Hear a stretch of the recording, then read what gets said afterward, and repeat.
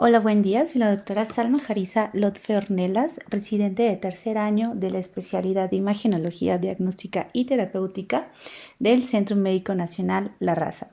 Vamos a dar continuidad en el módulo de gastroenterología del 2024 con el tema de intestino delgado 2. El coordinador del módulo es el doctor Álvaro Vargas Caro y el profesor titular el doctor Daniel Flores Sorcia. En cuanto a los objetivos, al final de la plática, el residente será capaz de identificar en los diferentes métodos de estudio las manifestaciones de las diversas entidades mencionadas en esta presentación, así como ser capaz de realizar una búsqueda intencionada de los datos principales asociados. Les muestro el índice de la presentación en el cual se va a dividir en tres apartados. El primero, en enfermedad vascular, que tiene los temas de neumatosis intestinal e isquemia intestinal con énfasis hacia trombosis mesentérica. El segundo apartado será las neoplasias benignas con el tema de síndrome de Peutz-Jeghers y poliposis intestinal. Y el último será de neoplasias malignas, con el tema de adenocarcinoma y linfoma intestinal. Vamos a empezar con el primer tema de enfermedad vascular, que será neumatosis intestinal. Y algo importante es que debemos saber los antecedentes históricos, de dónde viene este término. Bueno, debemos saber que desde 1730 fue descrita por primera vez por el doctor Duvernoy. Sin embargo, esto fue visto al realizar disección de cadáveres. Sin embargo, no había sido definido aún como un dato radiográfico. No fue hasta 1946 en el cual el doctor Lerner y Gassin lo definieron como tal ya un dato radiográfico. En cuanto a la definición, esta será la presencia de gas en el interior de la pared intestinal y recordemos que será un dato radiológico, ya que este no va a constituir una enfermedad como tal. Sin embargo, también podemos encontrar definiciones que serán colecciones quísticas, lineales o circunferenciales de gas en la capa subserosa o submucosa de la pared del tracto gastrointestinal. En cuanto a la clasificación, la podemos dividir en dos grandes apartados. En la primera, que será de tipo benigna, que se representará solo un 15% de los casos de neumatosis intestinal, y el otro gran apartado que representa la mayoría, que será neumatosis que pone en riesgo la vida. Entonces, también podemos clasificarlo como en cuanto a la morfología. Entonces nos menciona la literatura que esta puede ser de tipo quística, de tipo lineal o de tipo circunferencial. En cuanto a la fisiopatología, diversas bibliografías han demostrado varias teorías para demostrar la formación de gas en la pared intestinal. Sin embargo, es importante mencionar las dos mayormente aceptadas. La primera será de gas de origen bacteriano, en el cual se produce un incremento en la presión intraluminal que produce pequeñas disrupciones en la capa mucosa y esto va a forzar el paso de aire a través de la misma. Y la segunda teoría mayormente aceptada será la del gas intraluminal gastrointestinal. Sin embargo, esta teoría es de origen mecánico, como lo observamos del lado izquierdo, en el cual va a haber un sobrecrecimiento de la luz intestinal también a nivel intramural. Esto será por microorganismos anaerobios productores de gas. En cuanto a la etiología, lo vamos a clasificar como la clasificación previamente mencionada. Entonces será de causas benignas y de causas que ponen en riesgo la vida, poniendo mayor atención en las enfermedades pulmonares como asma o enfisema, en enfermedades sistémicas que abarcan tanto SIDA, esclerosis sistémica o lupus, en enfermedad intestinal propiamente dicha como diverticulitis o enfermedad inflamatoria intestinal, también en causas de tipo iatrogénicas, como en casos en los que se realizan endoscopías, medicamentos y algunas primarias que serán de origen idiopático. En cuanto a las causas que ponen en riesgo la vida, es importante mencionar pues la más frecuente, que será por isquemia intestinal.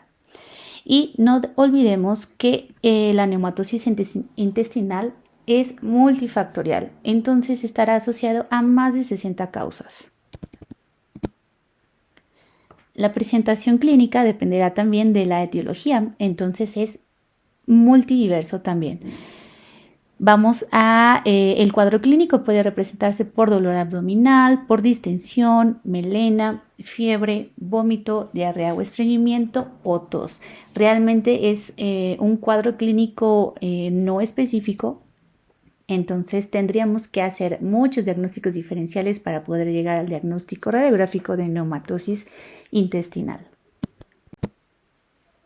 La epidemiología menciona que la incidencia de este dato será del 0.03 de la población, en un grupo de edad aproximadamente de 56 años. Si son de origen primario, generalmente va a ser en adultos, pero si es de tipo secundario puede ocurrir a cualquier edad. Y la relación entre hombres y mujeres será de 1.9 hasta 3.5 en hombres y en mujeres de 1. Ahora bien, vamos a empezar con los datos por imagen y vamos a empezar con la radiografía convencional, que esta nos va a mostrar una sensibilidad del 23%. Y los datos que debemos ir a buscar intencionadamente van a ser esas áreas radiotransparentes de disposición tanto lineal, quística o circunferencial, dependiendo de la morfología que éstas adquieran.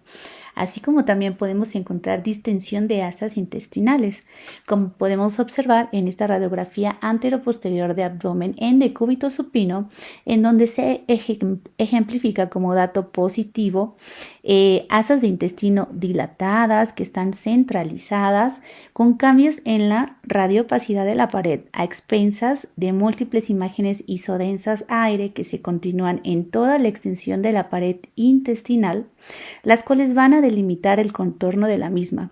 Esto en relación en un paciente con neumatosis intestinal. ¿Qué otro dato podemos encontrar en este dato radiográfico? Será la neumatosis ahora de origen portal, que estas van a ser imágenes lineales, radiotransparentes en forma de ramificación. Estas van a estar en topografía de hígado. Y es importante mencionar que si encontramos neumatosis intestinal asociado con cambios en la radiopacidad habitual del hígado, entonces estaríamos ante un dato ominoso o un dato premortem. Ahora bien, vamos a hablar sobre los datos por imagen que van a ser las recomendaciones para el protocolo de una tomografía computada, que recordemos que esta va a ser la mejor herramienta diagnóstica para este dato. Y utilizaríamos una tomografía computada multiplanar tanto en fase simple, y es bien importante poner ventana para pulmón para evaluar para la valoración del gas. Sin embargo, también tenemos que hacer la tomografía contrastada para que nosotros podamos determinar la etiología. Y se recomienda utilizar contraste intravenoso con un caudal de 3 a 5 mililitros por segundo. Se recomiendan cortes de 1.5 a 3 milímetros como máximo y reducir el kilovoltaje hasta en un 30%. Sin embargo, no olvidemos que en pacientes mayores a 100 kilos, en donde se debe de utilizar un kilovoltaje de mínimo de 140. Esto con el fin de evitar la atenuación del rayo por el panículo adiposo prominente. Y las fases contrastadas vamos a tomarlas en un retraso de 35 y 80 segundos. Ahora bien, vamos a continuar con la clasificación previamente dicha, que es la neumatosis benigna y la neumatosis que amenaza la vida. Entonces, del lado izquierdo les pongo las características benignas y del lado derecho las características que amenazan la vida. Y vamos a empezar a hablar con el primer aspecto. Serán los segmentos intestinales involucrados. Como vemos del lado izquierdo, en las causas de tipo benigna puede afectar tanto el colon únicamente o el intestino. Sin embargo, la característica amenazante de vida es que va a tener afectación tanto de colon como de intestino. El segundo dato es la pared intestinal engrosada. Como podemos observar del lado izquierdo, vemos que la pared intestinal está conservada, en comparación del lado derecho, en la cual vemos un engrosamiento difuso de la pared intestinal. Además, podemos encontrar datos de estriación de grasa mesentérica. Del lado benigno, vemos que existe la grasa mesentérica con una densidad habitual. Sin embargo, del lado derecho, vemos un aumento de la densidad de la grasa mesentérica. Siguiendo con la misma clasificación, podemos hablar sobre el líquido libre. En dado caso de que no veamos neumatosis intestinal, sin embargo, no vemos líquido libre, entonces nos va a dar un origen más benigno. Sin embargo, si encontramos líquido libre en los recesos peritoneales, nos van a hablar datos que sugieran amenazantes de la vida. Otro aspecto son la dilatación de las asas de intestino. En la benigna se ve normal, sin embargo, en la derecha vemos que hay aumento de las asas intestinales. Y por último, neumatosis portal, que sí o sí va a ser un dato súper importante. De las causas de tipo benigno, vemos que no hay afectación al parénquima hepático. Sin embargo, del lado amenazante de la vida vemos esas múltiples corpúsculos aéreos en la pared intestinal. Sin embargo, vemos que también el parénquima hepático ya está siendo afectado. Entonces, esto es un dato de urgencia. Y bien, la tomografía computada adquiere una utilidad especial como herramienta diagnóstica. Cuando parte del postprocesamiento de datos se utiliza la ventana para pulmón, como lo podemos ver en este video, ya que aumenta la conspicuidad del dato radiográfico. Y como evidencia de lo mencionado, se muestra un paciente con múltiples colecciones isodensas a aire, que estas van a ser dependientes de la pared intestinal, de morfología tanto quística como lineal, de distribución difusa. Además, podemos ver datos de neumoperitoneo como complicación de la entidad, neumatosis portal y gas interfacial. En este caso podemos ver un caso clínico del Centro Médico Nacional La Raza en un paciente masculino de 9 años de edad, en la cual es una imagen clave en donde se muestra una reconstrucción coronal de tomografía computada de abdomen con ventana para pulmón en un corte ventral, en donde se va a observar como dato positivo cambios en la morfología y densidad de forma difusa de la pared intestinal, a expensas de múltiples imágenes quísticas, isodensas a aire y datos de neumoperitoneo en un paciente con diagnóstico de neumatosis intestinal de tipo quístico. El pronóstico de neumatosis intestinal dependerá de la etiología, sin embargo, no de la extensión, porque pudimos ver en la clasificación de tipo benigno que puede afectar solo un segmento de intestino. Sin embargo, si afecta tanto asas intestinales como colon, pues va a agravar aún más la situación.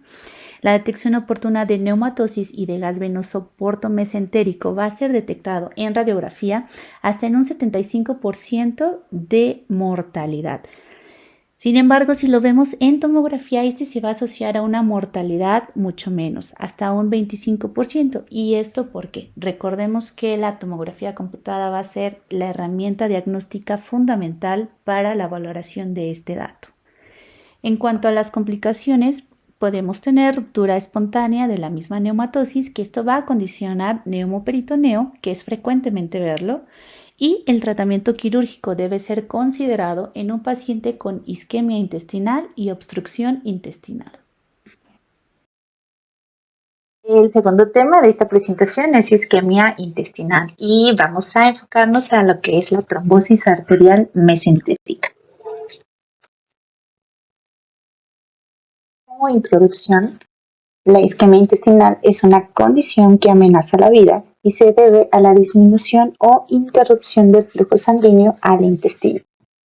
La isquemia mesentérica aguda representa 1 en 1000 ingresos hospitalarios urgencias sin embargo con una mortalidad asociada que va a variar desde el 30 al 90%.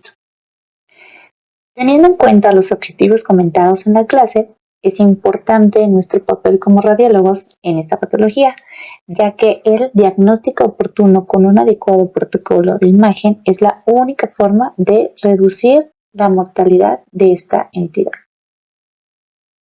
En isquemia intestinal es importante hacer un recuerdo anatómico de forma breve de las arterias que irrigan los diferentes segmentos del intestino, mencionando como arterias principales al tronco celíaco, a la arteria mesentérica superior y arteria mesentérica inferior. Haremos un recuerdo anatómico del sistema arterial.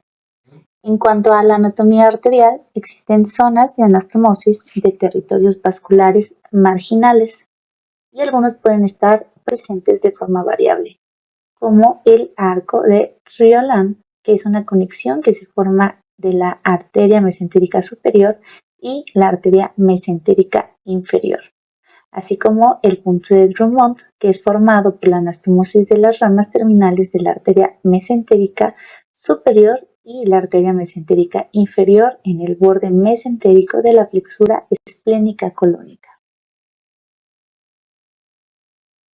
Y aquí podemos ver una reconstrucción coronal de una angiotomografía de abdomen en fase arterial, donde se identifican con un llenado adecuado y trayecto y situación habitual de la arteria mesentérica superior y las ramas, lo cual es importante para el médico residente, pues que sea capaz de identificar la normalidad de la vascularidad arterial, así como las variantes.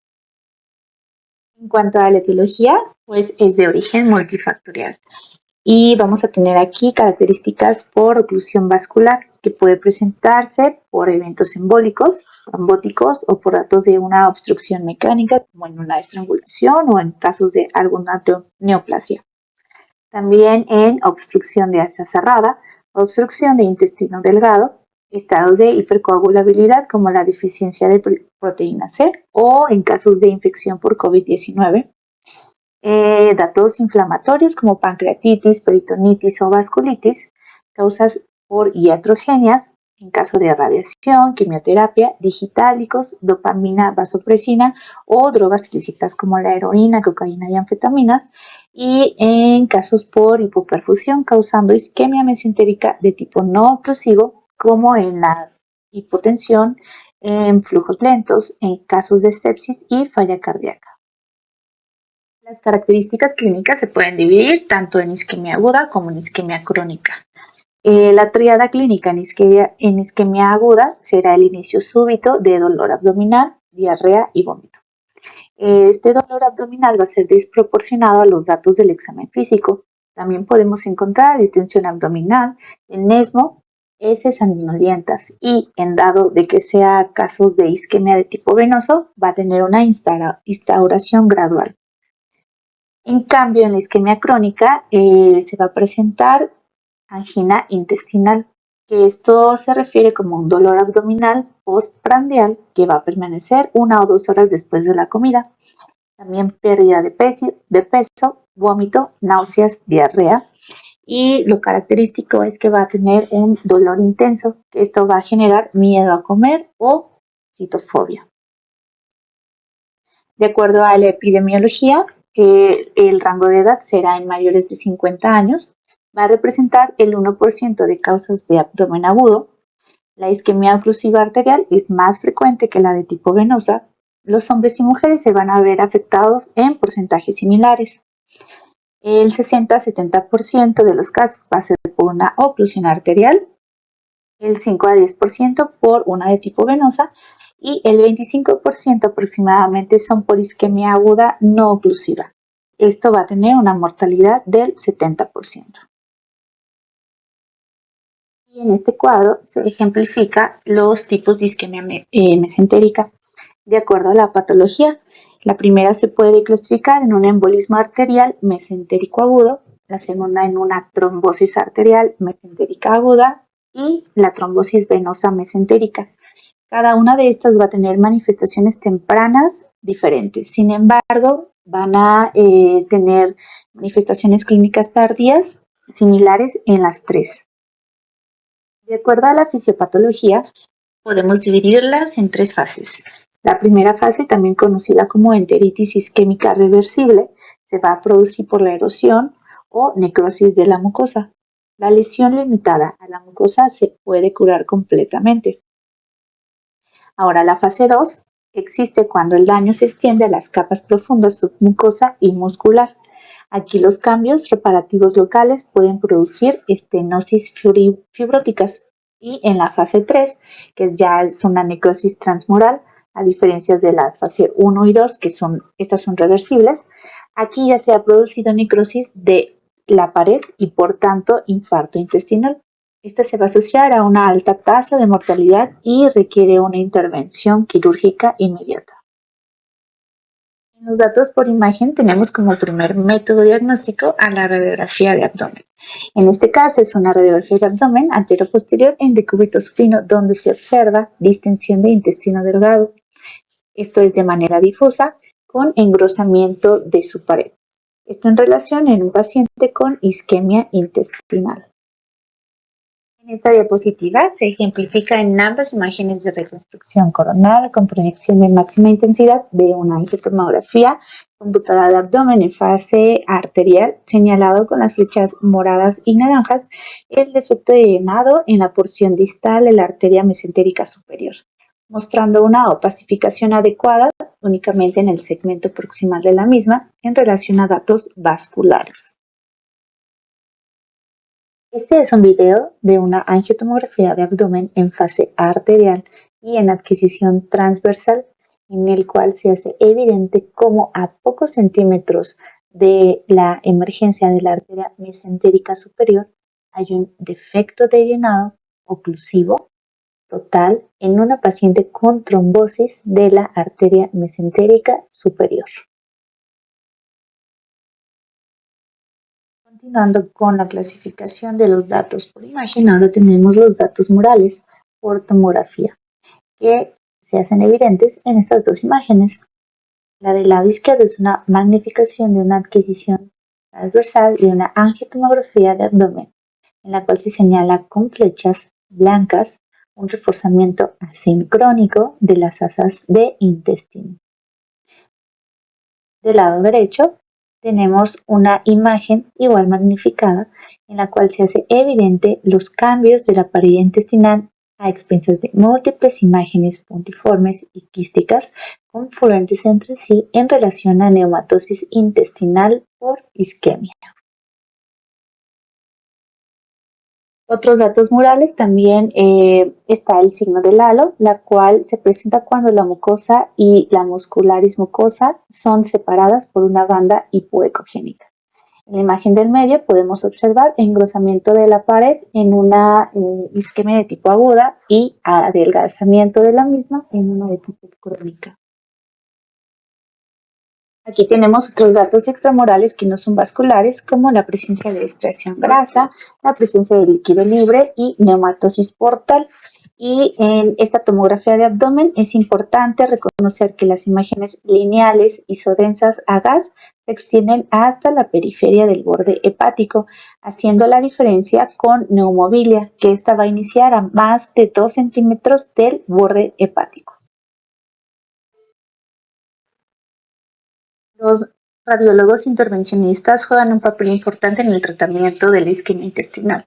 Es importante saber que es el gold estándar en isquemia intestinal sin datos de isquemia irreversible. ¿Y cuáles van a ser estos datos irreversibles? Pues bueno, la pérdida del realce tras el paso del medio del contraste, datos de perforación o neumatosis.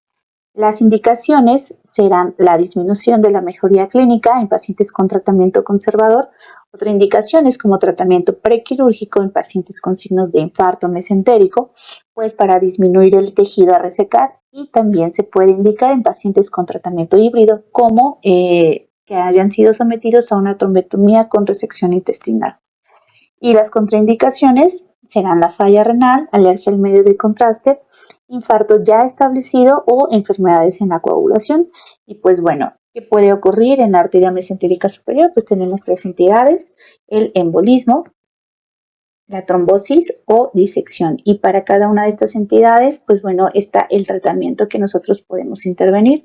Para el embolismo, se indica la fibrinólisis o una trombectomía endovascular mecánica. Para la trombosis se puede utilizar una fibrinólisis también con trombectomía más angioplastía, y para la disección se utiliza anticoagulación, embolización, una colocación de stent o fibrinólisis con trombectomía endovascular. En esta diapositiva presento un caso de una paciente femenina de 69 años de edad, en donde en la imagen A corresponde a una imagen de una reconstrucción sagital de una angiotomografía de abdomen, donde señalado por la flecha se evidencia un defecto de llenado en la arteria mesentérica superior y sus ramas principales. En la imagen B corresponde a una angiografía con sustracción digital en fase arterial temprana con una proyección sagital, y se hace evidente la amputación de la arteria mesentérica superior a partir de su segmento proximal y con falta de opacificación de sus ramas distales.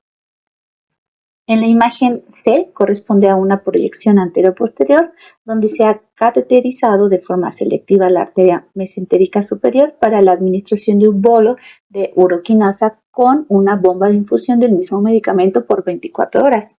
Después se hace un control y en la imagen D se evidencia por paso en medio del contraste la adecuada opacificación de los segmentos de sus ramas terminales y de la arteria mesentérica superior, corroborando la adecuada opacificación post-fibrinólisis en un paciente con trombosis de la arteria mesentérica superior. En este segundo caso se trata de una paciente femenina de 88 años de edad, y la cual presentó con dolor abdominal agudo con 12 horas de evolución. Tenemos en la imagen A una tomografía contrastada donde se observa defecto de llenado de la arteria mesentérica superior de 2 centímetros, además de placas de ateroma en el ostium de la misma. Y con esto pues se confirma el diagnóstico de una trombosis. En la imagen B corresponde a una angiografía con sustracción digital donde después de la cateterización selectiva de la arteria mesentérica superior y administración de medio de contraste es evidente pues el defecto de llenado en su segmento distal, comprometiendo ramas tanto cólicas e iliales, que estas son señaladas por las flechas amarillas. En la imagen C se ejemplifica lo mismo mencionado, pero en una proyección antero-posterior. Después a esto se realiza una trombectomía con sistema de aspiración, y en la imagen tanto D como E se evidencia la recanalización de la arteria y sus ramas. Estas son señaladas por las flechas rojas. Y por último, en la imagen tanto de F y G se hace evidente la pieza macroscópica con la extracción del cilindro completo de 2 centímetros de longitud en relación a una trombectomía exitosa.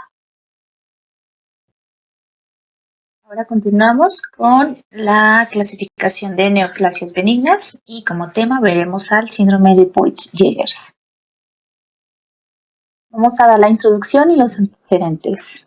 El síndrome va a recibir su nombre en honor a Jans Peutz, que fue un médico holandés, y a Harold Jeghers, un médico estadounidense, quienes fueron los que describieron sucesivamente la asociación entre la poliposis y las máculas mucocutáneas.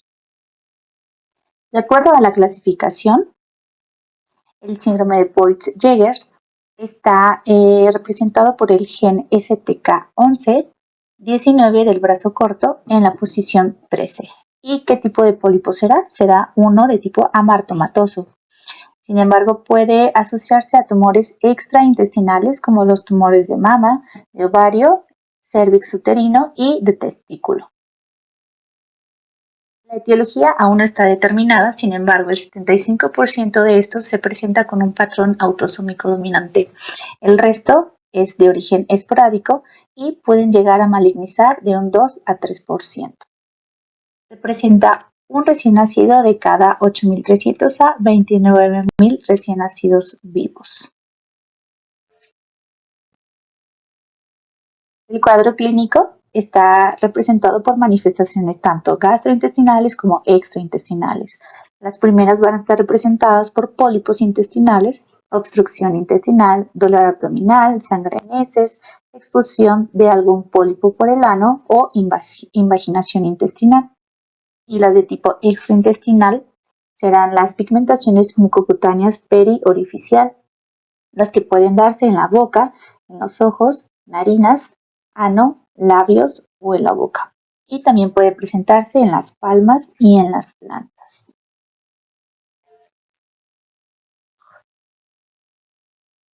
Existen criterios diagnósticos para realizar el diagnóstico del síndrome Peutz-Jeghers y esto será cuando se cumplen uno de los siguientes criterios: 2 o más pólipos Peutz-Jeghers confirmados patológicamente, cualquier pólipo de Peutz-Jeghers y antecedentes familiares del mismo síndrome. 3. Pigmentaciones mucocutáneas características que estos van a afectar tanto la boca, los labios, nariz, ojos, genitales o dedos con antecedentes familiares del síndrome. O cualquier pólipo de Peutz-Jeghers en pacientes con pigmentaciones mucocutáneas características. En los datos por imagen tenemos a los estudios contrastados, que generalmente nos van a dar defectos de llenado en relación con pólipos de distribución difusa. En esta magnificación de un tránsito intestinal con técnica simple, donde se observa cambios en el patrón mucoso intestinal, a expensas de múltiples defectos de llenado de morfología redonda, de bordes definidos, de distribución difusa en relación a pólipos de intestino delgado. En los datos por imagen, ahora por ultrasonido, se van a observar dos magnificaciones de ultrasonido en escala de grises, en la cual del lado izquierdo, representado en un plano medio sagital, el hilio que muestra cambios en su grosor y la ecogenicidad de su pared a expensas de múltiples lesiones ovoideas de márgenes lobulados y parcialmente definidos. Estas serán también hipoecogénicas y en la imagen de la derecha, en un plano transversal del asa del intestino, se evidencia la lesión polipoidea en la cual se va a mostrar una continuidad con la pared de la muscular propia del intestino y su ecogenicidad esta será heterogénea, a expensas de un centro de mayor ecogenicidad en relación a su componente amartomatoso, recordando que la definición de amartoma es un tumor compuesto de las células provenientes del tejido del que se origina. Sin embargo, este va a ser desorganizado. Estas dos imágenes de ultrasonido están en relación con pólipos amartomatosos de un paciente con diagnóstico de Peutz-Jeghers. Los datos por tomografía, bueno, pues estas van a estar representadas por lesiones de morfología polipoidea. Estas pueden ser tanto de base sésil o de base pedunculada de crecimiento endofítico, que pueden aparecer en cualquier segmento del tracto digestivo con predominio de intestino delgado. Estas pueden ser hipo o isodensas a tejido blando y con aspecto arboriforme. Como ejemplo de ello, en esta enterotomografía de abdomen se identifican múltiples lesiones de aspecto tumoral con crecimiento endofítico. Este es dependiente de la pared de la curvatura menor del estómago y estos se observan hiperdensos en un paciente con síndrome de Peutz-Jeghers. Continuando con los datos por imagen de tomografía. Ejemplifico aquí en el lado izquierdo un video de una enterotomografía en adquisición transversal y del lado derecho está el video de la reconstrucción coronal del mismo paciente. Esto se trata de una oclusión intestinal como complicación secundario a múltiples pólipos amartomatosos en relación a síndrome de Peutz-Jeghers.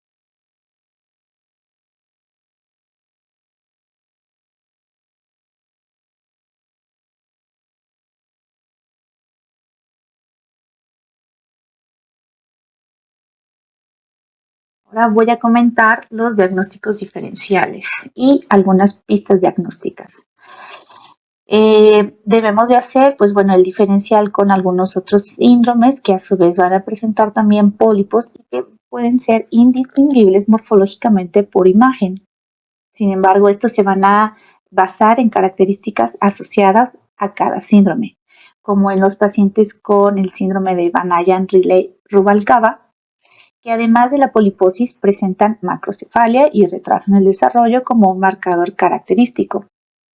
Los pacientes con el síndrome de Laugier-Hunziker suelen presentar un inicio más tardío a diferencia del síndrome de Peutz-Jeghers, que se presenta en edad temprana por complicaciones como la oclusión intestinal del caso pasado.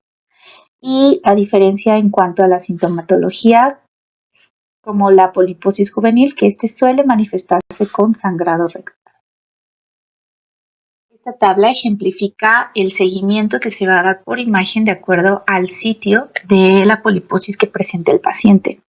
Sin embargo, para intestino delgado, el procedimiento de seguimiento que se le va a dar es por endoscopía digestiva alta y menciona la literatura que se debe tener un inicio temprano desde los 10 años con un intervalo de cada 2 años. Continuando con el grupo de neoplasias benignas, vamos a dar paso al síndrome de poliposis juvenil. Como definición, el síndrome de poliposis juvenil será una enfermedad autosómica dominante hereditaria caracterizada por múltiples pólipos. De acuerdo a la epidemiología, se calcula que entre 1 a 100,000 personas va a tener este síndrome y se va a definir con 5 o más pólipos juveniles colorectales en todo el tracto o pólipos en cualquier cantidad y cualquier parte del tracto gastrointestinal cuando hay historia familiar positiva para poliposis juvenil. De acuerdo a las características genéticas, se ha identificado como alteración asociada a una mutación en el gen SMAD4 o MBPR1A, encontrada en hasta 50 al 60% de los pacientes con síndrome de poliposis juvenil y alrededor del 30 al 40% de los pacientes que no presenten mutaciones comentadas van a mostrar alteraciones en genes que afectan la vía de señalización involucrada con el factor de crecimiento transformante B y con el factor de proteínas morfogénicas. Las manifestaciones clínicas van a poderse clasificarse tanto como una poliposis juvenil de la infancia o una poliposis juvenil colónica y juvenil generalizada. Dentro de las primeras vamos a encontrar hematoquesia, pérdida de proteínas, anemia, edema e invaginación intestinal. Sin embargo, las manifestaciones de la poliposis juvenil colónica y generalizada se van a manifestar dentro de la primera y segunda década de la vida. Dentro de los datos por imagen, ¿dónde vamos a encontrar o dónde vamos a ir a buscar la presentación de estos pólipos? Lo más frecuente es encontrarlos en colon. Sin embargo, el 6.5% de estos pólipos van a estar en intestino delgado. También podemos encontrarlo en duodeno en un 2% o en estómago en un 14%. En relación a los datos por imagen, presento un caso clínico de los archivos de la RCNA, en el cual se muestra una magnificación de una serie esófago-gastroduodenal y el dato positivo es un cambio en el patrón mucoso a expensas de un gran defecto de llenado de morfología polipoidea, de bordes regulares y definidos que se encuentran localizados en la región del antro, con extensión a la primera porción del duodeno. Se decide complementar el estudio con una tomografía computada de abdomen en adquisición transversal con medio de contraste intravenoso y oral positivo, en donde se observa como imagen clave una lesión de aspecto tumoral que es endoluminal. Además presenta un patrón acuminado, que esto es de márgenes lobulados y definidos, con una densidad homogénea. Además, este se encuentra dependiente de la pared de la curvatura menor, con extensión hasta la primera porción del duodeno, en relación a un síndrome de poliposis juvenil. Se hace además la correlación de la imagen, de la manifestación por imagen con la pieza macroscópica del paciente. ¿Cuál es el seguimiento que se le va a dar a los pacientes? Pues bueno, primero vamos a hacer una evaluación endoscópica, tanto de colon y del tracto gastrointestinal superior, que esta va a ser recomendada hacerse cada 2 o 3 años. Y cuando se identifican pólipos, debe existir un seguimiento endoscópico anual hasta determinar que el paciente esté libre de pólipos. En pacientes con mutación del gen SMAD4, se debe considerar el tamizaje para telangiectasias hemorrágicas y malformaciones arteriovenosas. En este aspecto es donde nosotros centramos pues hacer el seguimiento del paciente y a descartar las complicaciones derivadas del síndrome. Muy bien, ahora continuamos con el último apartado de la clasificación de las neoplasias malignas y empezamos con adenocarcinoma. Dentro de la introducción vamos a dar la definición de adenocarcinoma. Esta será una neoplasia maligna primaria del intestino delgado que se origina a partir del epitelio glandular. Este va a representar el 25 al 40% de las neoplasias malignas del intestino delgado. De acuerdo a las generalidades de la epidemiología respecto al adenocarcinoma, este va a representar menos del 2% de todos los tumores del tracto digestivo. Sin embargo, será el tumor maligno más frecuente del intestino delgado. De acuerdo a la prevalencia, esta será de 0.5 a 3 en 100.000 habitantes. Y el predominio por el sexo va a ser más frecuente en hombres, con una relación de 2 a 2.6 a 1. La edad de presentación será de 50 a 70 años. Ahora bien, la localización. Nosotros como radiólogos debemos de saber dónde ir a buscar este tipo de tumores. Y pues bueno, la presentación acorde a la localización será en duodeno distal o yeyuno proximal. Sin embargo, en la unión duodeno-yeyunal será la localización más frecuente.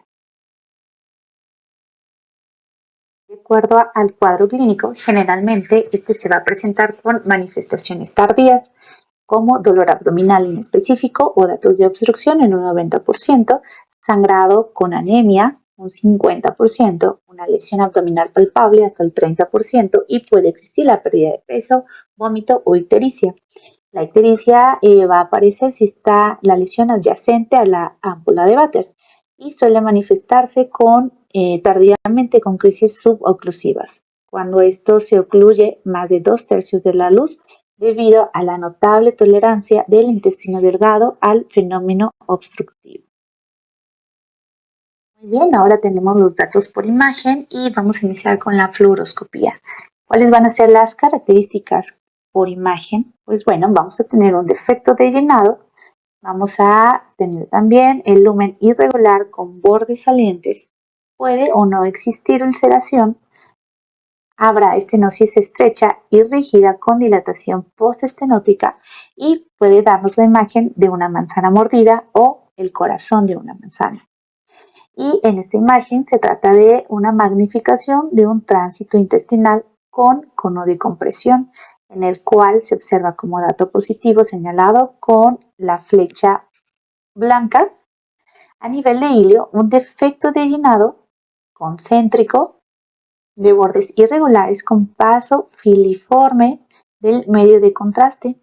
Esto en relación al signo de la manzana mordida o corazón de manzana en un paciente con diagnóstico de adenocarcinoma. Ahora los datos radiológicos por tomografía computada. Principalmente, pues estos serán los datos que nosotros podemos encontrar como engrosamiento de la pared, tumor con estenosis y obstrucción de la luz. Puede presentarse como una invaginación con adenopatías mesentéricas. Además, al paso del medio del contraste, puede tener un realce moderado y debemos de buscar metástasis, principalmente en hígado. Sin embargo, también puede existir en peritoneo u en ovarios. Y de este lado podemos observar una magnificación de una tomografía de abdomen en reconstrucción coronal en una fase contrastada, en el cual se señala como dato positivo con la flecha amarilla una lesión estenótica duodenal. Sin embargo, la flecha roja nos hace énfasis en que no se puede delimitar bien con el páncreas. Sin embargo, se observa una dilatación preestenótica del duodeno y esto en relación con un paciente con diagnóstico de adenocarcinoma. Ahora presento estas dos imágenes de tomografía que son magnificaciones de una tomografía de abdomen con contraste oral positivo, en el cual las flechas rojas señalan pues nuestro dato clave, en el cual señalan engrosamiento irregular de la pared del duodeno distal, lo cual provoca una disminución en la luz intestinal en relación a un adenocarcinoma. Aquí presento otro ejemplo en donde se hace evidente el dato positivo señalado con las flechas amarillas, la zona de estenosis por la lesión tumoral. Sin embargo, también vemos la dilatación preestenótica en un paciente con el mismo diagnóstico de adenocarcinoma duodenal. Y por último, el tratamiento. Si el adenocarcinoma se encuentra en la primera y la segunda porción del duodeno, se hará una pancreatoduodenectomía, y si se encuentra en el duodeno distal, pues esta va a ser una resección segmental. Secundario al retraso del diagnóstico, se va a asociar a un pobre diagnóstico. Continuamos con el último tema de neoplasias malignas, que es linfoma. Como introducción vamos a definir qué es linfoma. Este será un tumor maligno de linfocitos B no Hodgkin del intestino. Este va a representar un grupo heterogéneo de neoplasias con clínica, pronóstico, histología y manifestaciones radiológicas variables. El linfoma gastrointestinal afecta a todos los elementos linfoides del intestino y estos van a estar entre la lámina propia y la submucosa. Las neoplasias linfomatosas pueden ocurrir en cualquier segmento del tracto gastrointestinal, estas ya sean de origen primario o de origen secundario, y la afectación gastrointestinal secundaria es común por el frecuente origen de linfomas de mesenterio o de sus ganglios linfáticos. De acuerdo a la epidemiología, es importante mencionar que el tracto gastrointestinal es el órgano extranodal más común y representa el segundo sitio más frecuente del linfoma primario. Puede manifestarse en el estómago en un 51%, seguido del intestino delgado en un 33%, colon en un 16% y el esófago en un menos del 1%. Y es importante mencionar que en el intestino delgado existe abundante tejido linfoide, tanto en la lámina propia como en la submucosa, que es donde se encuentran las placas de Peyer. Es una especie de nódulos compuestos de 30 a 40 folículos linfoides. Y el mayor acúmulo de estas placas en el ileón distal hace que este sea el lugar más frecuente del asiento del linfoma primario. Si bien la localización puede variar según el tipo histológico del linfoma, así el linfoma de células T asociado a enteropatías va a predominar tanto en yeyuno y el linfoma folicular en el duodeno. Los factores de riesgo, estos van a estar asociados a infección por Helicobacter pylori, a receptores de trasplantes en un paciente con VIH, a enfermedad celíaca o a enfermedad intestinal inflamatoria. De acuerdo a la epidemiología, tenemos la incidencia que va de 1.9 en 100.000 habitantes por año de linfoma no Hodgkin extramural. La predilección por sexo será mayor en hombres en una relación 3:1 y en la edad va a haber un doble pico de presentación. La primera será en pacientes menores de 10 años y el segundo pico de presentación será una media de 53 años. Es importante saber que es el tumor gastrointestinal más frecuente en niños. El cuadro clínico no siempre será específico. Este puede aparecer meses o años antes de que se establezca el diagnóstico. Sin embargo, es importante saber que los pacientes pueden presentar dolor, pérdida de peso, anemia, un tumor palpable o presentar síndrome de mala absorción, diarrea, abdomen agudo, datos de obstrucción o perforación.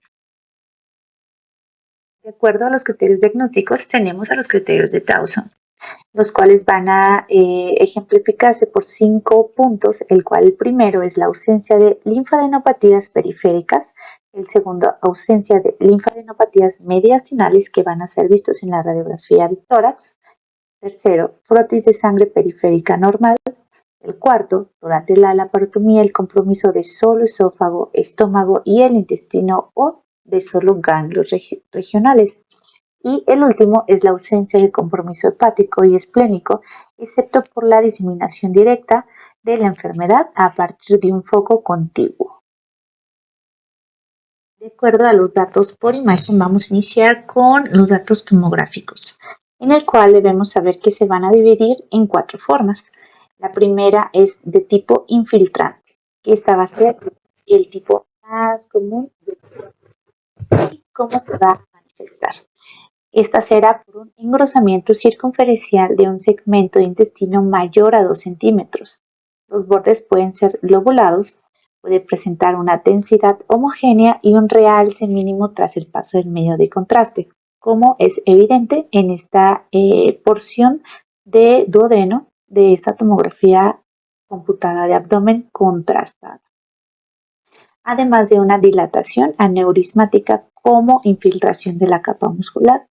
Es importante saber que la mayoría de los linfomas pues no van a producir una reacción desmoplástica. Es por eso que vamos a encontrar de manera infrecuente datos de estrechamiento de la luz, aun si existe enfermedad extensa. Es por esto que los datos de obstrucción generalmente no van a ser frecuentes en este tipo de tumor.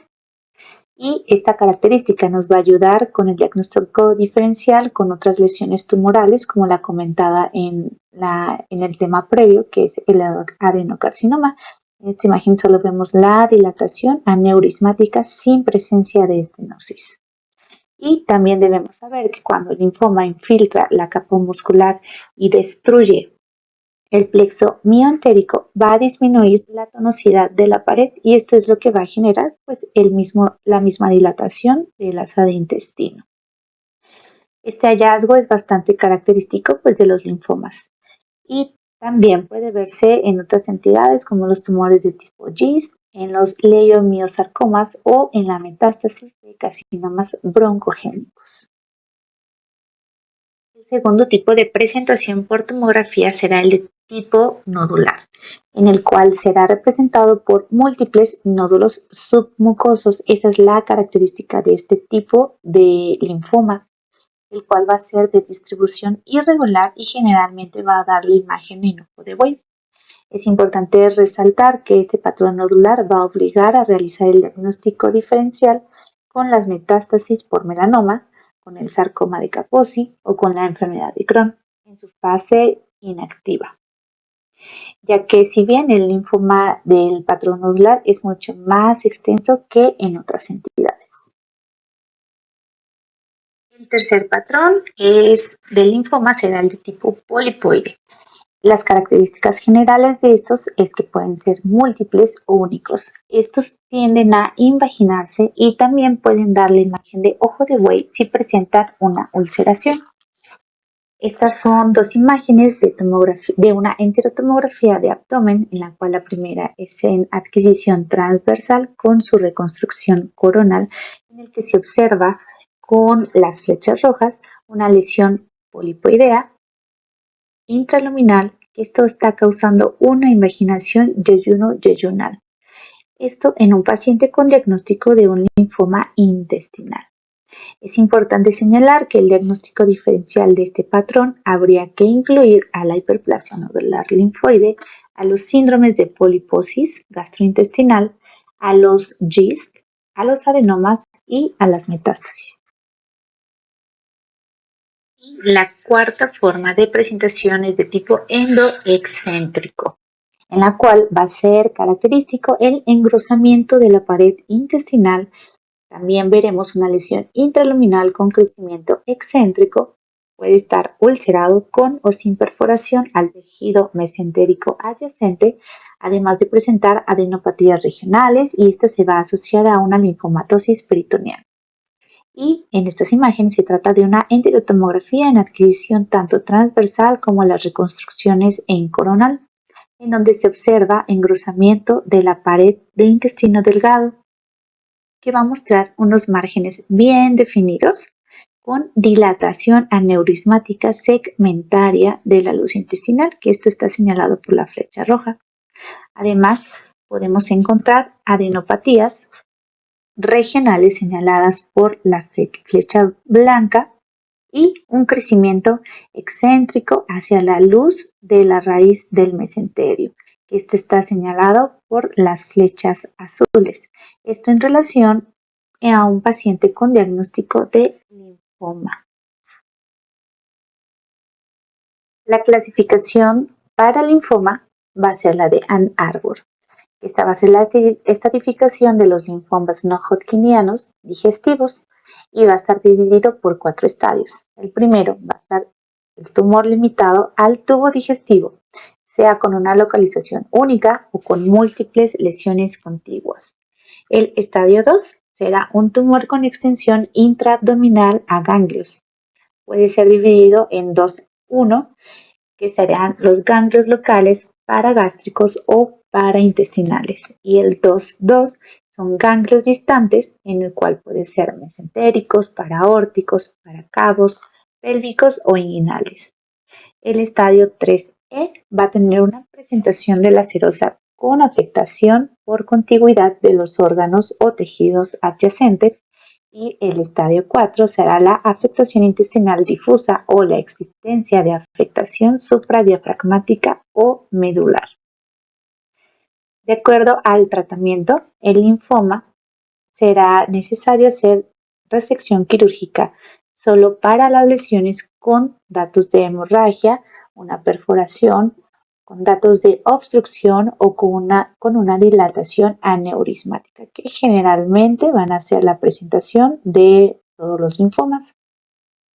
Además, pueden hacer un abordaje mínimamente invasivo para aquellos tumores que fueron detectados con un tamaño pequeño.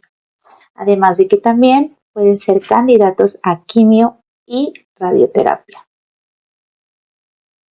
Como conclusiones, el médico radiólogo debe conocer y participar en el algoritmo integral para llegar al diagnóstico en tiempo y forma adecuados.